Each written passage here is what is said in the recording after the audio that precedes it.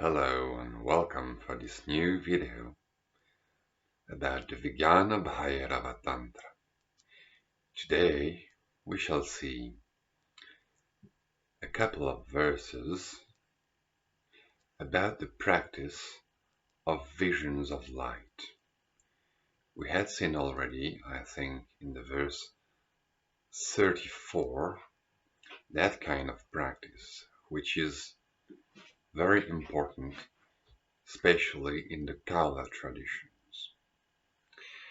Visionary practice means that it is not visualized or imagined, but rather it is phenomena of light that take place within the field of vision and which develop and which bring the practitioner to the state of bhoga and moksha, both freedom and blissful experience. So let's start with the verse 36. Reading it in Sanskrit, you'll see it's quite straightforward and clear. Om kararuddhadṛgastreṇa bhrūbhedād dvārarodhanāt dṛṣṭe bindau kramāl līne tanmadhye paramā sthitiḥ. So, with the weapon formed by the organs like vision, especially drik, blocked, obstructed by the hands, like this. But you can block all the main organs of the ears, the eyes, the mouth, and maybe also the breast. But here the main point is the eyes. So it's just obstructing the eyes like this by putting the fingers on the eyes. And bhrūbhedād, that is a very interesting expression. It means literally breaking through the point between the eyes, between the eyebrows, bhrū. And bheda means piercing and also revealing, like revealing a secret. And it's very interesting because here the context shows without doubt that piercing between the eyebrows means exercising some pressure on the globes of the eyes, on the eyeballs. And that's very interesting because it shows that often, sometimes at least, those expressions which can appear to mean something related with the subtle body and something completely of the inner realm of experience may in fact be connected with some physical practice, with some actual physical trick, yukti.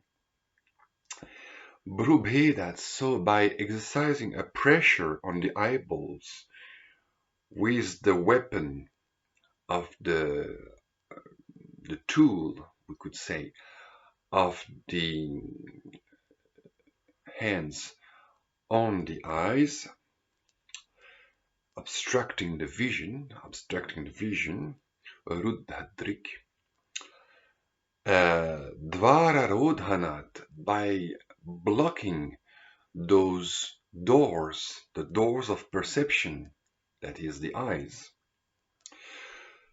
dṛṣṭe bindau, one shall see a sphere or a point, but here rather a sphere, a circle a circle. What circle? A circle of light. That is, if you close the eyes, put your fingers like this and exert a slight pressure on them, you will start to see for a brief moment geometric shapes, not unlike the psychedelic type.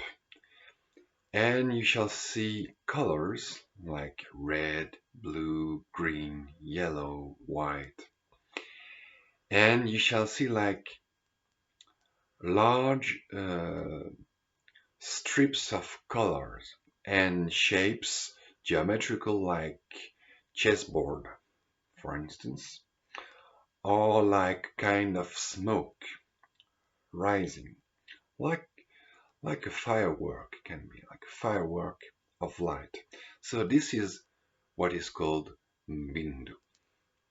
Kramāl līne, when it disappears gradually, tanmadhye, in the middle of that disappearance, paramā sthitiḥ, that shall be the supreme state, the supreme way of abiding. So here we sit comfortably, we exert a slight pressure with closed eyes, maybe in complete darkness, closing the windows and so on, and the lights. And we project our attention on those lights that go disappearing gradually.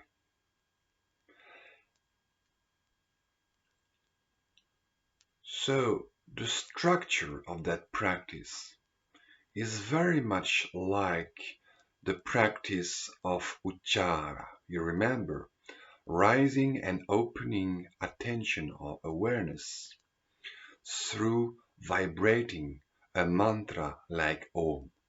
Om. Up and expanding.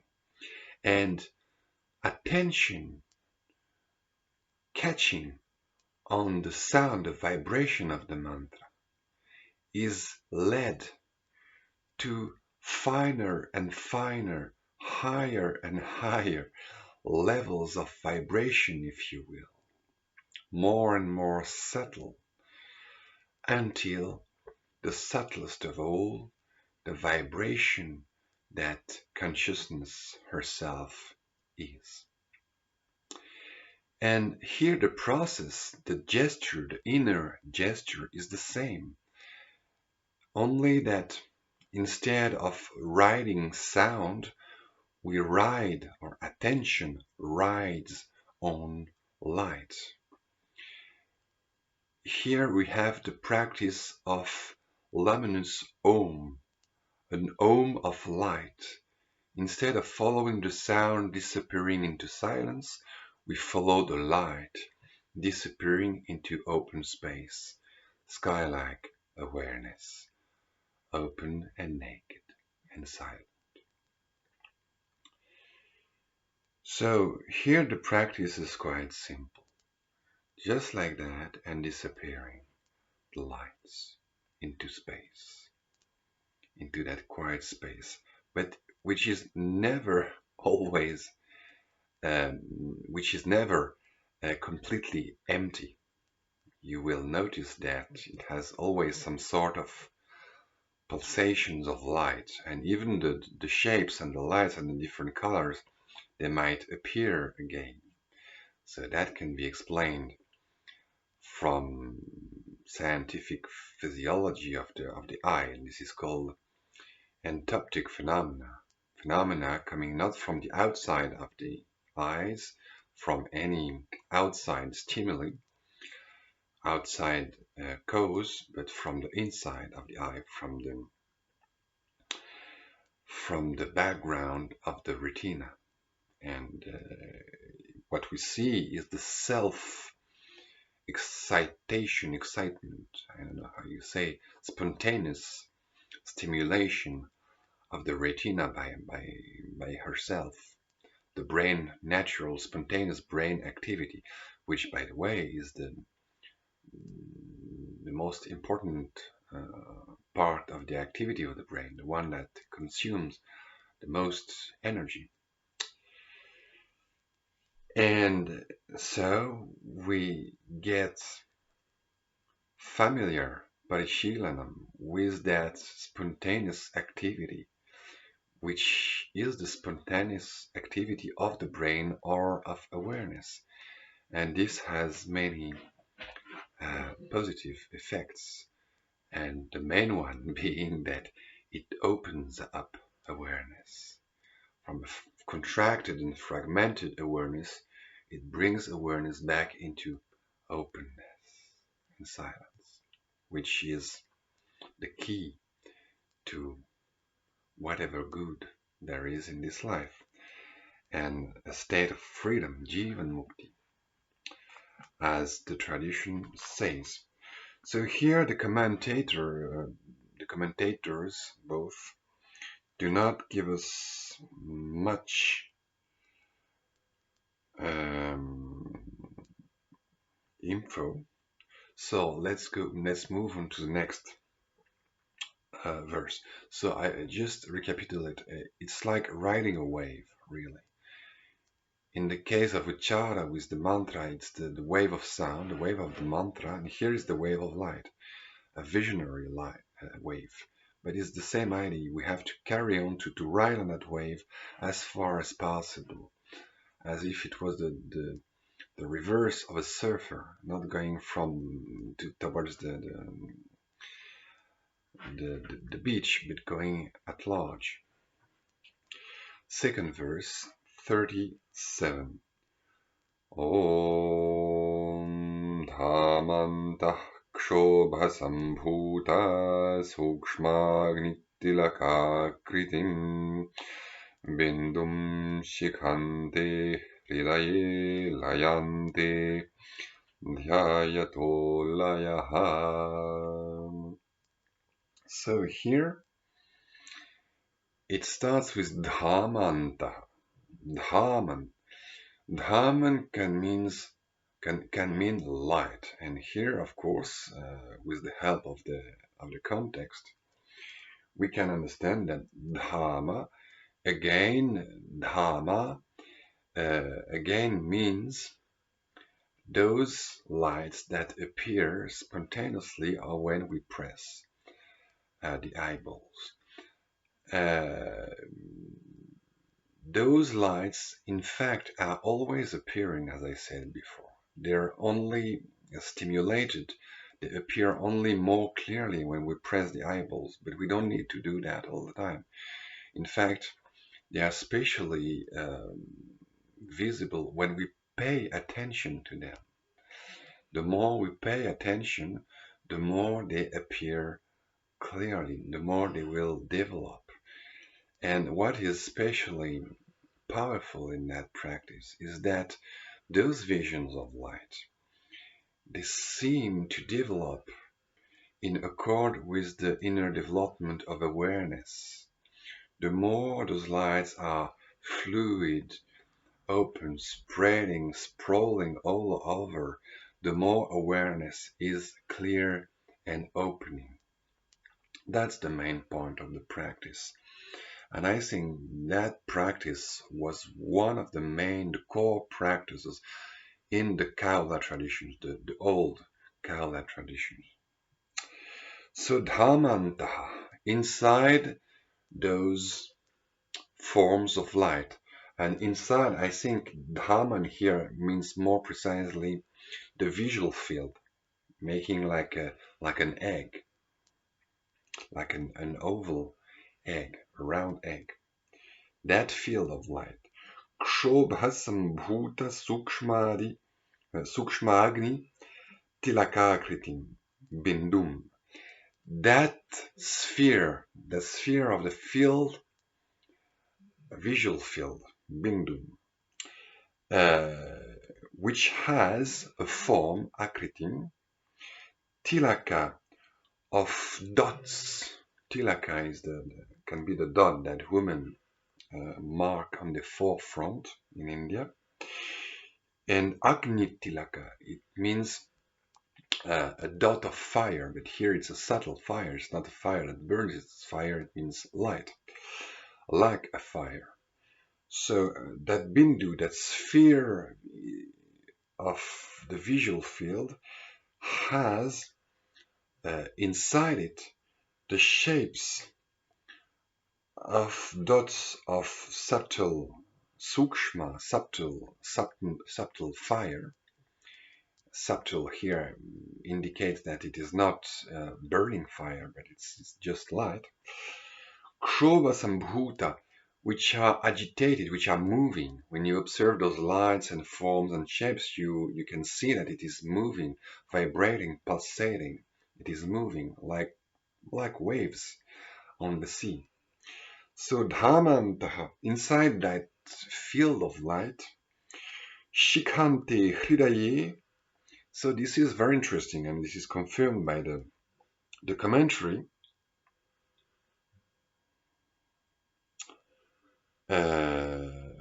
Śikhānte means the space above the top of the head, a little bit like brahmaranda, the shikha. The shikha is the tuft of hairs that the Brahmins keep on their head. They shave everything else and they keep here, and it's called the shikha. So it's the fontanel, it's the top of the skull, top of the head. Hṛdaye, śikhānte hṛdaye. So supposedly here it means either. Śikhānte hṛdaye va, in the top of the skull or in the heart. So here it means, according to me, it can be gathered from the context, from the whole thing, that śikhānte, which means also brahmarandri, the top of the skull, hṛdaye, do not mean places inside the subtle body that one should visualize. This is not the meaning here. It can be in some contexts, but not here. Here in the visionary practices context, it means the sky in front of oneself, the sky above the head. And this is the heart. And I believe that heart means here that those visionary forms, they come from the heart. There is a connection between the subtle center of the heart, the chakra, if you will, and the visions appearing in the sky in front of oneself. I believe that those shapes are the shapes coming from inside the heart, that is, coming from inside consciousness. Not forgetting that the heart is also the starting point, the origin of the breath and of the words, and of the mantras, and of the words of the ordinary language, of the vikalpas, of all the shabdas, all the words and thought constructs. So here's the same from the visual point of view. And here again, there is a parallel to draw between the linguistic aspect and the visual aspect. And both are paralleled.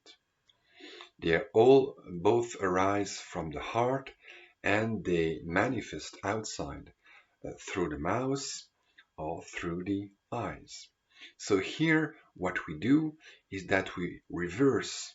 It's a process of layaḥ, as is said in the next word. It's a process of reversing back to the source and resetting the process of creation. The process of creation starts from the heart. Energy rises from the heart, from the indifferentiated consciousness. It rises with breath and goes to striking the different points of articulation in the mouth, creating the words, creating the world of words. And just the same, from the visual perspective, it starts with the pure undifferentiated light of consciousness in the heart, rising through the brain, and there being diffracted and becoming the shapes and forms we see around us. Through those practices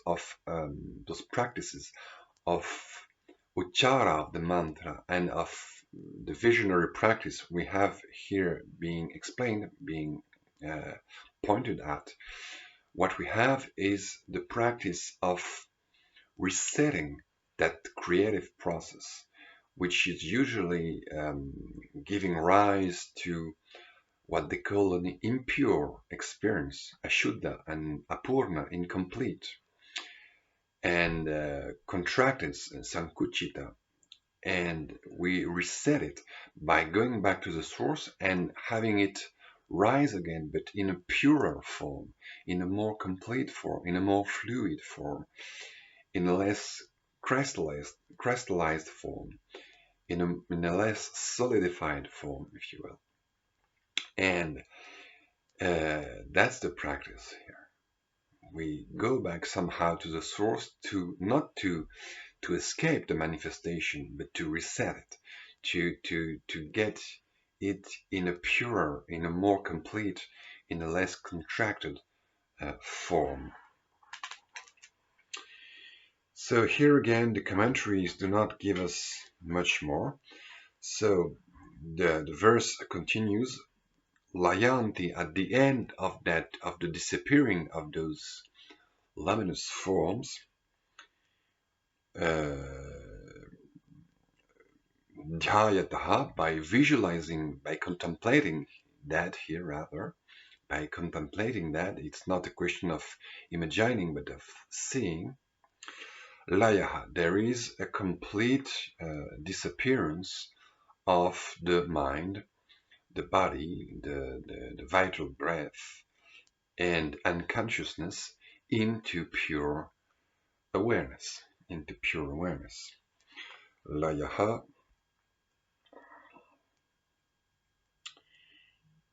here,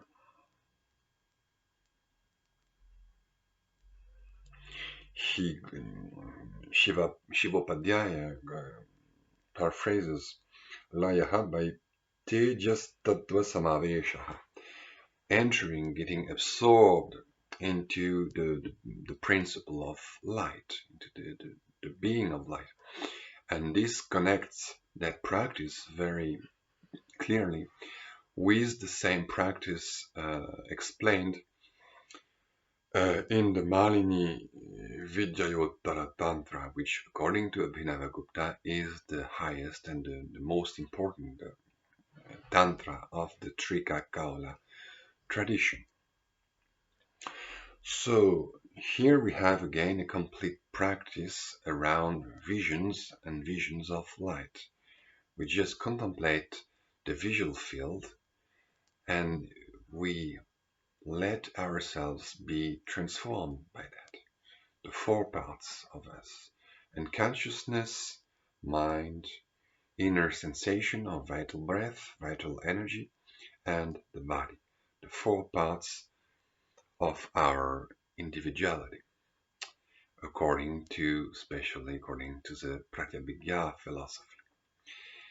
So those are two practices of visions, and I think to end and close that topic, which is a very vast topic, I think we could connect those practices with the Buddhist Tantric practices that we see appearing in the Guhya Samadhya Tantra, in the Kal Chakra Tantra, and which have known huge developments in Tibet within the Dzogchen tradition, especially the so-called Dzogchen Menakde, with its 17 tantras and all the appended instructions and manuals, which speaks in very great details about those practices of development of visions.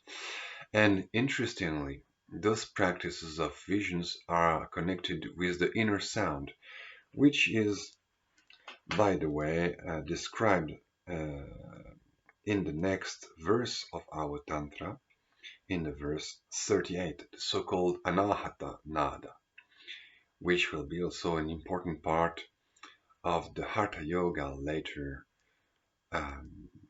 traditions, but which may be also connected more to Buddhist Tantric milieu, and I think it's not just by chance that we can see those parallels. There must be some common sources here, some common origins. And for example, the Kala Chakra Tantra is very much aware of the Kaula traditions and practices, and the author or the authors are all the time criticizing those practices, and while at the same time borrowing or imitating them.